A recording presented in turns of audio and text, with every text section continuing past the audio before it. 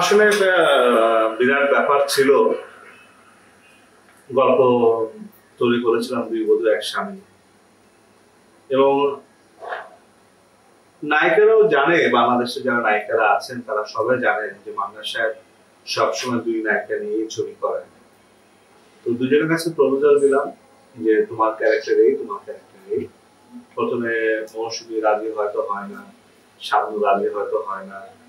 তারপরে শাবনূরের বাসায় রাত্রি 1টা 2টা 3টা পর্যন্ত সেটিং, মৌসুমীর বাসায় 2টা 3টা পর্যন্ত সেটিং। তারপর দুজনকে আমি সন্তুষ্ট করতে পেরেছি, এবং দুজনের আত্মবিশ্বাস আমার প্রতি ছিল। শাবনূরের আমার প্রতি আত্মবিশ্বাস ছিল, মৌসুমীরও আমার প্রতি আত্মবিশ্বাস ছিল।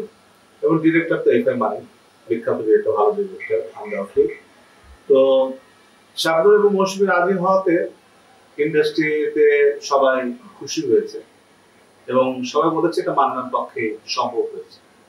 আসলে আমি ইন্ডাস্ট্রিতে অনেক ট্রেড, অনেক কিছু চালু করেছি, অনেক ট্রেড তৈরি। হ্যাঁ, যেমন মনে করেন ট্রেড গুলোর মধ্যে হচ্ছে যে মৌসুমী, শাবনূর, পূর্ণিমা, শাবনূর, দিথি, মৌসুমী, শাহনাজ, পপি, রচনা ব্যানার্জি, ঋতুপর্ণা, মৌসুমী। তো এগুলা না আমার অনেক ভূমিকা ছিল এসব করানোর পিছনে, যে ভালো ভালো শিল্পীরা একসাথে কাজ না করলে সেটা যাচাই করা যায় না পর্দা। কারণ আমাদের কম্পিটিশনটা হচ্ছে পর্দা, বাস্তব জীবনে। যে শাবনূর ভালো করলো না মৌসুমী ভালো করলো, এটা দর্শকরা কিন্তু রায় দিয়েছে। দর্শকরা ভালো করে জানে যে শাবনূর ভালো করেছে না মৌসুমী ভালো করেছে। তো আমার দৃষ্টিকোণ থেকে বলবো যে শাবনূর খুবই ভালো করেছে, মৌসুমীও খুবই ভালো করেছে, দুজনেই প্যারালাল ক্যারেক্টার করেছে। কিন্তু আমি কারোর সাথে চিট করিনি যে আমি গল্প শুনেছি, এটা করেছে অন্যরকম।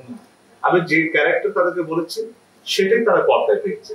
যার জন্য মৌসুমী বলেন, শাবনূর বলেন, বা অনেক নায়িকা যারা আছেন আমাদের ইন্ডাস্ট্রিতে, সবারই আমার প্রতি একটা আত্মবিশ্বাস আছে যে আমি যে চরিত্রের কথা বলবো সেই চরিত্রেই তাকে দেওয়া হবে, সেই চরিত্রের বাইরে কোনো কিছু করা হবে না।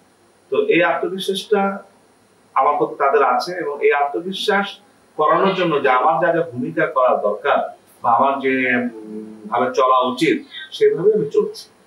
কিন্তু কষ্ট হয়েছে শাবনূর এবং মৌসুমীকে এক করতে।